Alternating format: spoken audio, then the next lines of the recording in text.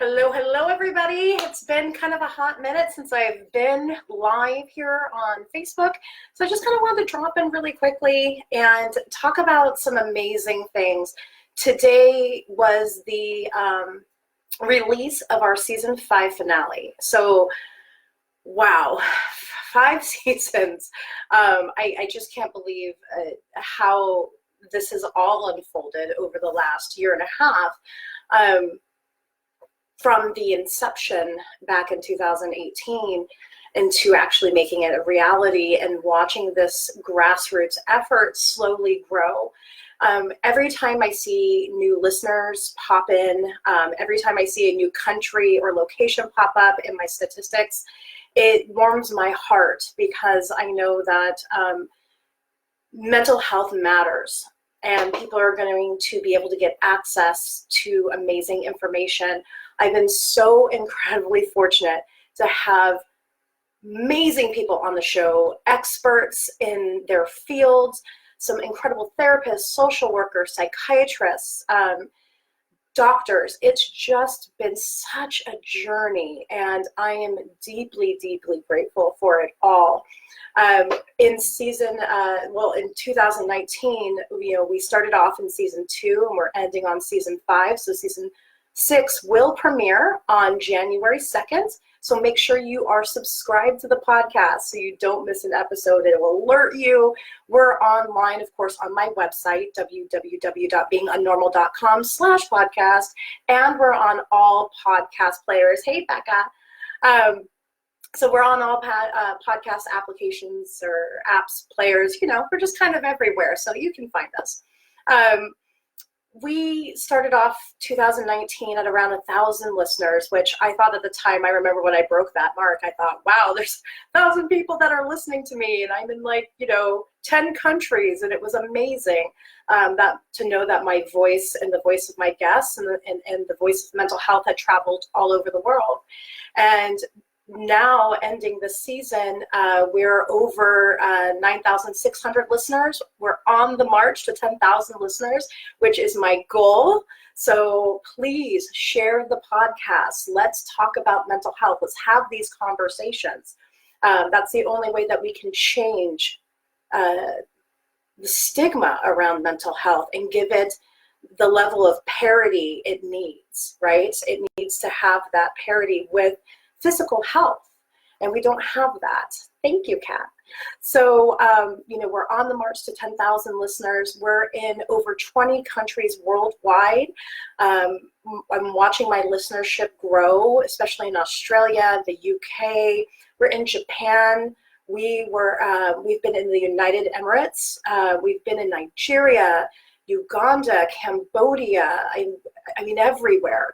And that was always the goal, is to get this messaging out and have these conversations, the real conversations about mental health, mental illness. So, it's just been such a gift and privilege again to be able to have all of these people, come on the show and talk about everything from bipolar, the Research Institute, the Pritchard Research Institute came on and talked about that. I've been able to talk with the ADHD Research Institute here in Oregon and be able to collaborate with them and start to figure out how we change the narrative from suffering with mental illness to finding a cure for mental illness, right? There's so many things happening on the science end of things. They're making these incredible discoveries, the neuroscience, the epigenetics, all that stuff is really cool because it starts to give a more, I think, it gives people more understanding that this is actually a thing, right? Depression is not laziness. Anxiety isn't something you just need to get over. A mood disorder, is, something that can be managed and treated, right? It's not, these people aren't bad people. These kids aren't bad kids. These behaviors are not their zero sum, right, of who they are. So it's always been my mission to expose bias and stigma, to be able to educate people, especially parents, on how to navigate the behavioral health system, and to then empower them so they can get access to the resources that they need to be able to parent their child. We ask a lot of neuroatypical people, and in my episode that I had Renee Brooks on this season with ADHD, we have the discussion of how we ask people who are suffering with ADHD, to fit into this neurotypical box. And we often do that with mental illness, mental health. We ask people that are struggling, that have neurological disorders, to normalize themselves so they can fit into society. And I really challenge everybody, my challenge to everybody here in 2020 is to really think about how we can personally educate ourselves and maybe adapt to the people that are around us that are dealing with these mental health issues. Instead of asking them to come on board, I challenge you to meet people where they're at and see what you can discover through empathy, listening, understanding, so we can then be empowered to interact in a different, more meaningful way with anybody who's traveling along the roads of life. We know the numbers and we know the statistics: PTSD, anxiety disorders, depression, postpartum, all of these things, trauma, most of us will experience one of these things in our lives, 1 in 4. So these are our fellow family members, our fellow community members, the people in our churches, the people in our schools, the people that we work with. There's not really a way for us to escape this. So all we can do is try to better understand how to have these relationships. These are very human problems because we're all imperfectly human. So how do we then adapt and make it an inclusive environment? And one of the easiest ways to start that process is to understand our own internal bias systems. I was very fortunate to be able to go and give a 3-hour talk to a bunch of professionals in and out of mental health and developmental delay employment services, and talk about stigma and bias and how that affects hiring, right? It was, it's really interesting to sit back and think about how we have expectations on how people should be acting and what they should be able to do, right? And this happens in the workplace, and this is why there's a lot of discrimination against people that have mental illnesses. I was able to go talk to a lovely group of young women about how it's okay not to be okay, and empower them to embrace their mental health, and empower them to ask for help and advocate for themselves, right? It can be really challenging, especially when children, and I see this quite often, the children are crying out for help. The parents are still in a deep denial about what's going on. And they're still in a denial about what changes they're going to have to make and how they're going to adapt their parenting style to their children and their new situation, their new normal, right? I mean, I went through it. I know it's tough because you have a lot of people interjecting information that is probably not helpful, right? And I see, I've been working with a family right now where I see the family dynamics in play that is really holding back mom from being able to serve her child really fully. It happens, right? Because it all begins with us. So it's just, being UnNormal is really starting to take on legs of its own, and I'm able to have more impact in my community, with my family, with my friends. It's becoming such a life-changing, purpose-driven, mission-oriented thing in my life, right? It's and I'm always I'm humbled and I'm blessed.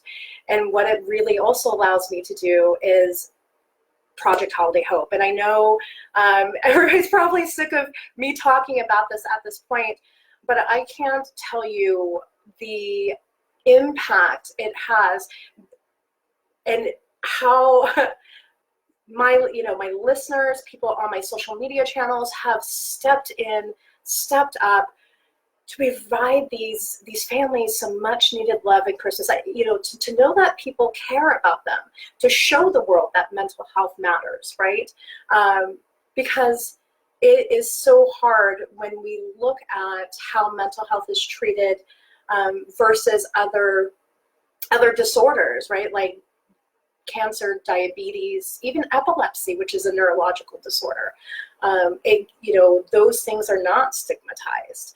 And as a result, these families are isolated, and there's no meal train for people who are depressed.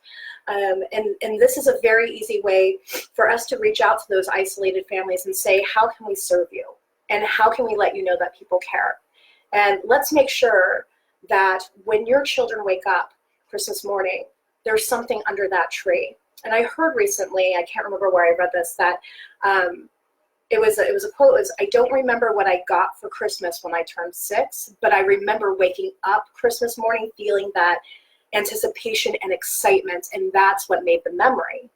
And really, that's what this is for these children. When everything is falling apart, they're in psychiatric crisis, and the caregivers, the parents, they can't see from one day to the next. This is an easy way for us to come and embrace them and pull them in and say, look, we've got you. Don't worry about this. You have a lot on your plate. So let us take care of this for you. And that is just empathy and compassion in action. And having this podcast, being able to talk to people all over the world, having people, share the fundraiser, getting trees and stands and presents. We were able to pay someone's rent so they didn't get evicted over the holidays. It's a blessing. It's all because of you. And really all this is because of you. You tuning in and listening to the podcast, giving me feedback, sharing your stories with me. When I get emails from listeners about, the episodes and what impact it had on them, that just fuels my fire. When you say, hey, Kimberly, I want to hear about this on the show, then I can go out and make that happen. It really is, it's a labor of love, but it really is for the greater good. And that's really what it is about the impact it has on you. That's what drives me. So keep up the emails. Let me know what you want to hear about. I've already got almost all of season 6 taped, and I will tell you, my season 5, even if you're not familiar with borderline personality, it's hot fire. Melissa delivers on this episode, and it was so interesting to me to learn about this. And in season 6, we have some amazing guests, some amazing topics. I can't wait. I can't wait. It's super exciting. So I'm going to go ahead and jump off. But again, I just wanted to come on here, thank everybody. We're rolling into season 6. We're doing more community outreach. We're moving the needle. And that is my goal for 2020. How do I move the needle 1% to change the way we look about mental health? Because I personally am really sick and tired of hearing families talk about how they can't get access to the care that they need, and their child is suffering because of it. It should never be okay for a parent to have to wait 2 years to get help for their child.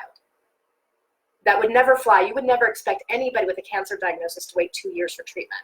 But yet we ask autistic children and children with ADHD to do this every day.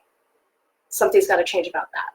So I will see you all on the Flippy Floppy. Thank you so much, everybody. It's great to see you here. I love you all. Take care of yourself and each other. Bye, everyone.